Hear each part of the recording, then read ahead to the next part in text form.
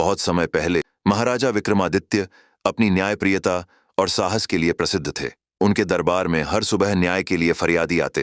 राजा हर समस्या का हल अपने विवेक से करते। एक दिन कुछ ऐसा हुआ जिस सबको चौंका दिया। व्यक्ति दरबार में आया। उसकी आंखों में चिंता थी। वह कांपते हुए बोला, महाराज, मेरे गांव में एक अदृश्य दर्पण है। जो भी उसमें झांकता है वह गायब हो जाता है। मेरे 2 बेटे और कई ग्रामीण उसमें झांककर लापता हो गए हैं। कृपा करके हमारी मदद करें। राजा ने इस अद्भुत समस्या को सुना और तुरंत गांव जाकर रहस्य सुलझाने का फैसला किया। राजा अपने विश्वसनीय सिपाही वीरेंद्र और दरबार के विद्वान चाणक्य के साथ गांव पहुंचे। वहां के लोग भयभीत थे। एक पुराना उजाड़ घर था जहां दर्पण रखा था।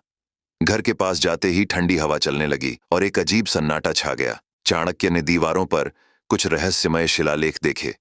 उन्होंने कहा, महाराज, यह कोई साधारण दर्पण नहीं है।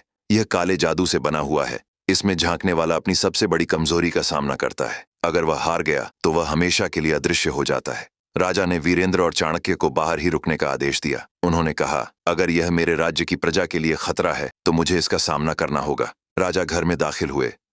वहां एक कोने में रखा था वह अदृश्य दर्पण। वह दिखता तो नहीं था, लेकिन राजा को अपनी छवि का हल्का आभास हुआ। जैसे ही उन्होंने उसमें झांका, उन्हें एक अजीब सी दुनिया में खींच लिया गया।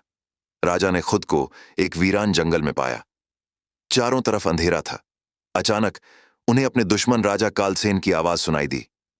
विक्रमादित्य, तुम मेरे राज्य को हर बार हराते हो, लेकिन क्या तुम खुद को हरा सकते हो? अचानक राजा ने देखा कि उनके सामने उनकी ही छवि खड़ी थी, लेकिन यह छवि क्रूर और अहंकारी थी। वह छवि हंसते हुए बोली, तुम केवल जीतने की भूख रखते हो। क्या तुम अपनी सत्ता छोड़ सकते हो? राजा को एहसास हुआ कि यह उनकी आंतरिक कमजोरी है। उन्होंने शांत स्वर में कहा, सत्ता मेरे लिए महत्वपूर्ण नहीं है। मेरे लिए मेरी प्रजा और उनका कल्याण सबसे ऊपर है।